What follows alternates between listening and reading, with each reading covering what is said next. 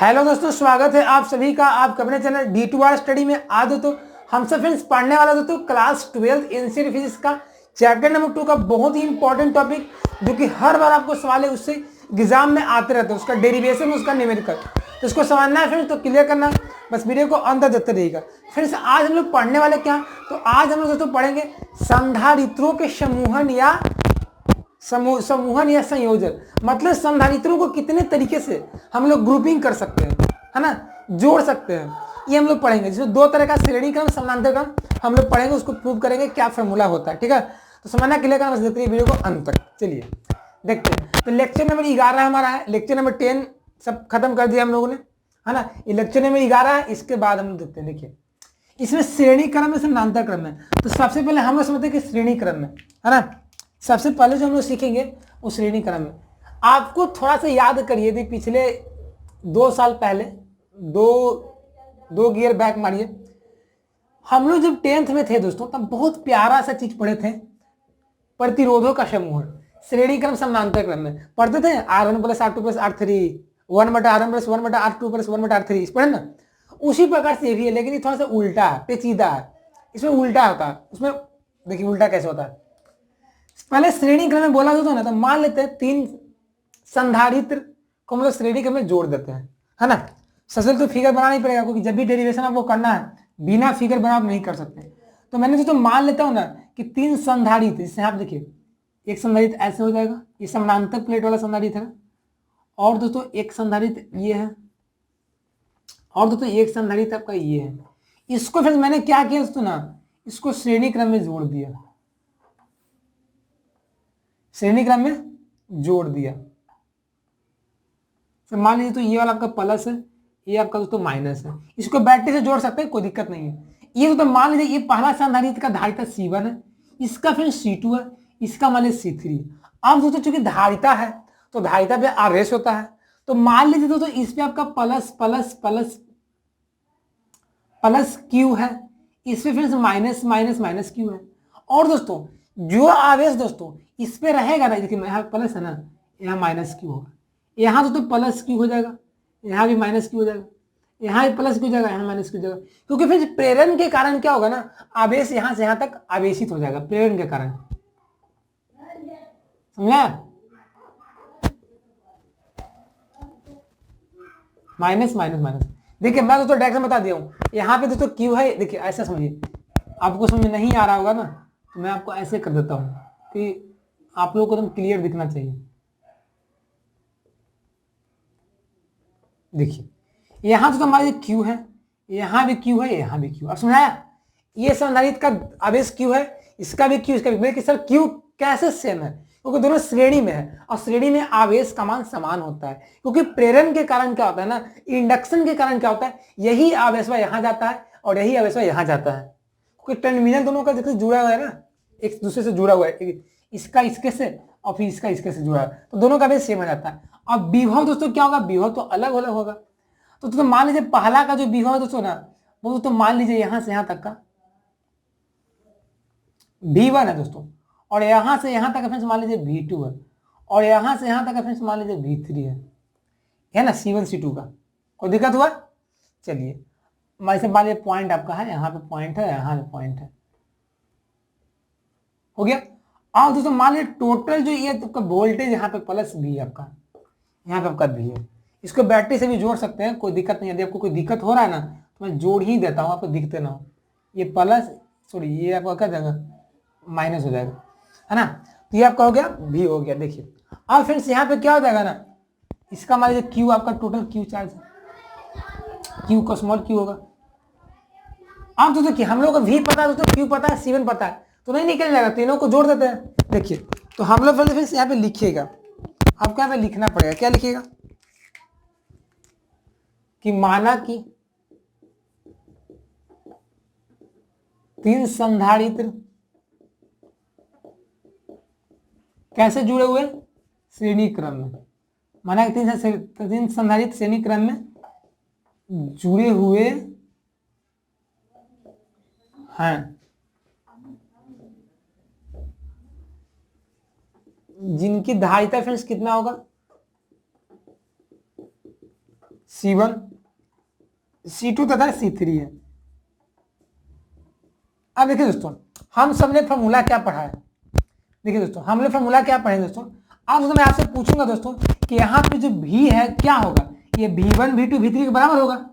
ये टोटल तो इस पॉइंट के बीच का वोल्टेज कितना होगा, जो इस पॉइंट ये तीनों को जोड़ देंगे कि बीच के विभवांतर को जोड़ देंगे तो हमारा निकल जाएगा टोटल V। तो मैं यहाँ से तो लिख सकता हूँ V बराबर V1 plus V2 plus V3।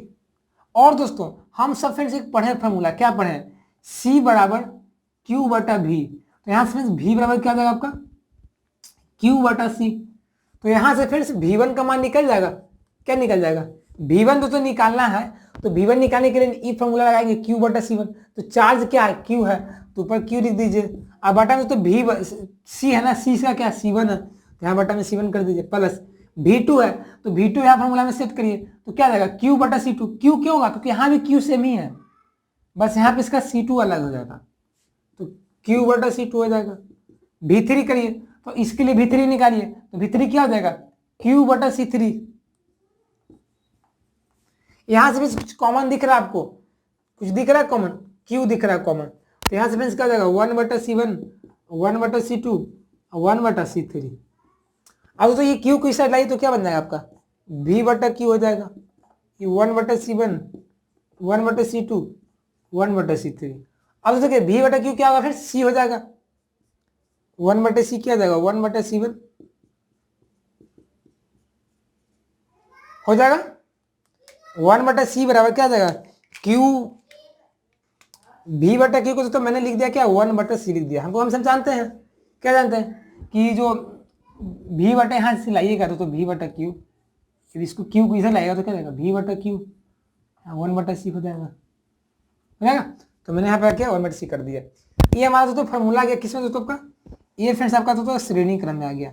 बहुत सारे बच्चे पता क्या कहते हैं, कंफ्यूज रहते हैं कि श्रेणी में वो ऐड कर देते हैं C1 plus C2 plus C3। नहीं, आपको ऐड नहीं करना, ऐड आपको करना अपोजिट करके ऐड करना है, उसका उल्टा करके ऐड करना है ना। तो उसको 1 बटा C 1 बटा C आपका श्रेणी क्रम में आ गया, ठीक है।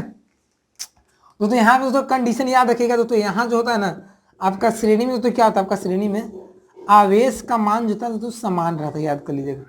श्रेणी क्रम में आवेश का मान समान होता है, ठीक है दोस्तों। तो ये फिर हमारा फाइनली श्रेणी क्रम में आ गया।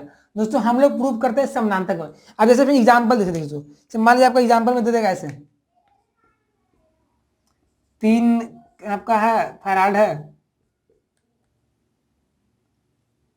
3 माइक्रोफैराड 5 माइक्रोफैराड और आपका 1 माइक्रोफैराड है, सो 15 माइक्रोफैराड है। तो फिर से आपको बोल देगा ना कि आपका कुल विभवांतर निकालो, कुल टोटल C निकालो, तो क्या जाएगा 1 बाई C बराबर 1 बटा 3 प्लस 1 बटा 5 प्लस 1 बटा 15। ऐसे में लीजिए 15, 5 आ जाएगा, 3 आ जाएगा, 1 आ जाएगा, तो 5 3 8 9 9 बटा 15 यानी कि C बराबर 15 बटा 9 यानी कि C बराबर दोस्तों 5 बटा 3 क्या आ जाएगा माइक्रोफैराड। तो इस तरीके से हम इसमें न्यूमेरिकल को सोल्व करेंगे आगे के वीडियो में, ठीक है। तो आपको न्यूमेरिकल आएगा तो ऐसे ही प्रूव कर आपको पुट करना है वैल्यू को, ठीक है। तो इसको नोट करिए दोस्तों, ताकि मैं आगे समानांतर क्रम को समझाता हूं, फिर आपको बताऊंगा कुछ और चीजों।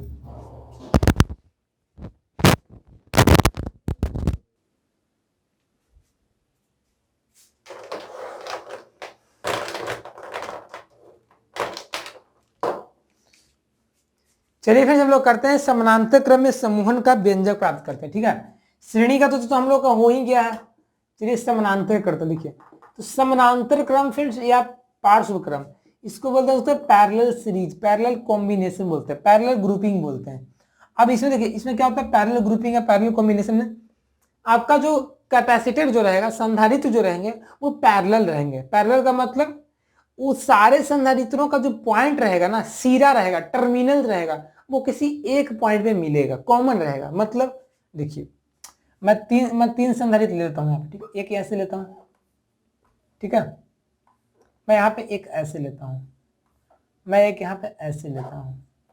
ये तीनों संधारित्र कहीं ना कहीं एक पॉइंट पे कंबाइन करें, मतलब जुड़ेंगे एक दूसरे के कॉमन पॉइंट पे, तो उसी को तो क्या बोलते हैं हम लोग समानांतर क्रम। लेकिन श्रेणी में क्या होता है ना, अलग अलग होता है। देखिए ये संधारित्र तो C1 जो है फ्रेंड्स आपका, इसका भी आपका टर्मिनल फ्रेंड्स यहीं पे आया है, मान लो इसको ए नाम दे देते हैं, इसको बी दे देते हैं। C2 जो फ्रेंड्स संधारित्र का धारिता वाला है, इसका भी बी पे आया है, और जो C3 जो संधारित्र का धारिता ये भी आपका यहीं पे आया है। मतलब ये सब पैरेलल में, ये पैरेलल का पकड़ने का तरीका होता है, पहचान होता है। और दोस्तों मान लीजिए फ्रेंड्स ये कहीं से जुड़ा हुआ, ये प्लस है और ये तो आपका फ्रेंड्स माइनस है। दोस्तों मान लीजिए फ्रेंड्स इसके बीच का फ्रेंड्स आपका जो दोनों ए और बी का बीच फ्रेंड्स आपको जो पोटेंशियल डिफरेंस है वो फ्रेंड्स मान लीजिए भी है। हो गया। अभी फ्रेंड्स और अधूरा है, क्या अधूरा है, हम लोगों ने संधारित्र पे चार्ज को नहीं दिखाया कि किस पे कितना चार्ज है। तो मान लीजिए फ्रेंड्स इधर प्लस प्लस है,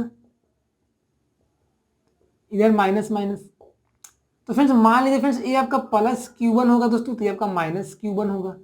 तो यही तो इस प्रकार से तो यहाँ पे प्लस Q2 होगा फ्रेंड्स, तो इधर आपका माइनस Q2 होगा। यहाँ तो आपका प्लस Q3 होगा दोस्तों, तो यहाँ आपका माइनस Q3 होगा।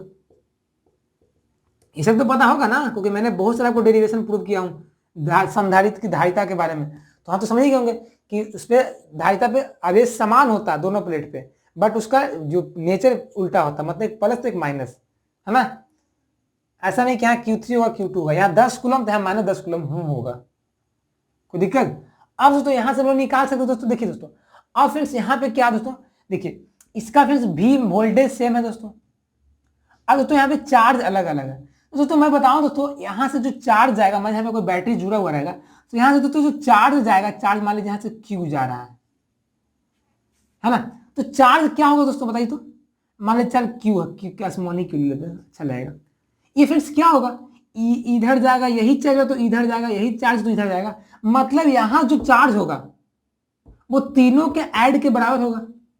मतलब नहीं समझे, जैसे मान लीजिए मैं आपको यहाँ से ऐसे देता हूँ 10 एम्पियर इधर से, 20 एम्पियर इधर, 30 एम्पियर इधर, तो मैं बोलूंगा कि यहाँ से कितना करंट जा रहा है, तो 20 से 30 30 60 एम्पियर करंट जा रहा है, जो कि 3 में डिवाइड कर रहा है। उसी प्रकार से दोस्तों यहाँ जो Q1 Q2 Q3 है वो क्या होगा, Q के बराबर होगा, क्योंकि यही Q गया ना यहाँ पे और 3 भागों में डिवाइड हो गया। तो हम लोग यहाँ से बोल सकते हैं दोस्तों कि जो Q जो होगा दोस्तों, Q जो होगा आपका वो फिर आपका होगा Q1 plus Q2 plus Q3 के बराबर होगा। और दोस्तों चूंकि फ्रेंड्स हम लोग सब पढ़ा है कि C बराबर Q/V होता है, स्मॉल Q लेते हैं, तो इसी प्रकार से तो यहां से Q का मान निकाल सकते हैं आप लोग, इसलिए दोस्तों Q का मान निकाल सकते हैं C × V। अब दोस्तों हर धारिता के लिए, हर संधारित्र के लिए आप Q निकालिए तो क्या हो जाएगा, इसके लिए निकालिए तो Q1 बराबर C1V, इसके लिए C1 अब V इसका डिफरेंस बीच का है ना, शेर सब के लिए सेम ही होगा। Q2 के लिए क्या हो जाएगा C2 × V,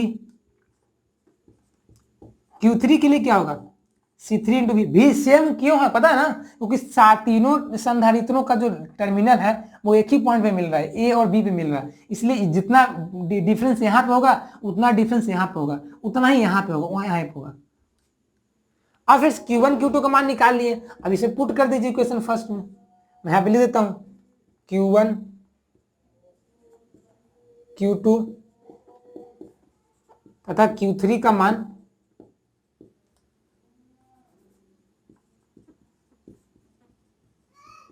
इक्वेशन फर्स्ट में पुट करने पर या रखने पर, है ना, तो रख दीजिए। तो यहाँ पे क्या हो जाएगा Q बराबर Q1 का वैल्यू क्या हो जाएगा C1V, C2V, Q3 का वैल्यू C3V। अब ऐसे कुछ कॉमन दिख रहा है, V कॉमन है तो V कॉमन ले लीजिए, C1 plus C2 plus C3, यहां से तो V को बटा में लाइए तो क्या हो जाएगा Q/V बराबर C1 plus C2 plus C3। और दोस्तों आप सबने पढ़ा है, देखिए मैं यहां पे लिखा हूं Q/V क्या C के बराबर होता है, तो यहां से C बराबर क्या हो जाएगा C1 plus C2 plus C3।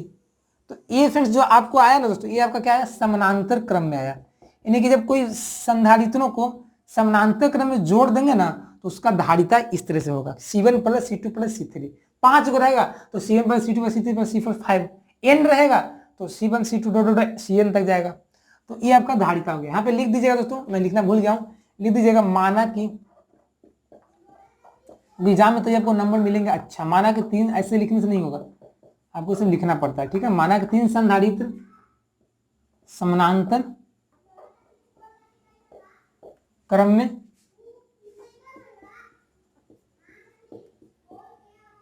जुड़े हैं, जिनकी धारिता फ्रेंड्स क्या है, C1 C2 तथा C3 है। और दोस्तों एक बात याद रखिएगा दोस्तों, जो समानांतर जो क्रम में होता है दोस्तों, समानांतर क्रम में जो फ्रेंड्स विभव जो होता है ना, विभव वो समान होता है ना। और वही दोस्तों जो हम लोगों ने अभी श्रेणी क्रम में देखा था ना, श्रेणी क्रम में वहां पे दोस्तों क्या था आपका, आवेश समान था। ये धारिता के लिए होता है ना, ये आपका समान होता है। तो इसी प्रकार से तो हम लोग आगे प्रूव करेंगे, आगे चैप्टर जो हम आएगा ना, विद्युत धारा इलेक्ट्रिक करंट, तो वहां पे हम लोग दोस्तों प्रूव करेंगे प्रतिरोध के लिए, लेकिन यहाँ हम लोग भी सिद्ध कर रहे हैं संधारित्र के लिए। तो इस प्रकार से आपको प्रूव करना एग्जामिनेशन हॉल में आएगा तब। और दोस्तों यदि करीब मान लीजिए नहीं आता दोस्तों, नहीं आता तो दोस्तों क्या होगा ना, आपको इसमें न्यूमेरिकल पूछ देगा, इसलिए आपको इस पार्ट को पकड़ना पड़ेगा, इसको याद हमेशा जकड़े रखना है ताकि एग्जाम में क्वेश्चन मिस ना हो। ठीक है, इसको नोट कर लीजिए। तो दोस्तों कैसा लगा आज से क्लास फ्रेंड्स, बहुत अच्छा लगा, मजेदार था फ्रेंड्स, बहुत इंपॉर्टेंट था। तो प्लीज यार वीडियो को लाइक कर देंगे फटाफट से। और दोस्तों चैनल पर पहली बार आएंगे तो हमारे चैनल को सब्सक्राइब कर देंगे, क्योंकि फिर आप सबने सही जगह आए हैं। हमारे चैनल पे आपको क्लास 12 की फुल सोल्यूशन मिलता है free of cost Hindi medium में। तो हमारे चैनल को सब्सक्राइब कर रखें, हमसे जुड़े रहें। और दोस्तों इसके पहले यदि लेक्चर का वीडियो देखना है तो हमारे चैनल के प्लेलिस्ट में जाइए, वहाँ पे 12th का प्लेलिस्ट बनाया हुआ है, वहाँ से आप पिछले सारे लेक्चर और वीडियोज को देख सकते हैं। ठीक है, मिलते हैं नए वीडियो में, तब तक के लिए बन रहिएगा। जय हिंद, जय Bharat, take care, bye, best of luck.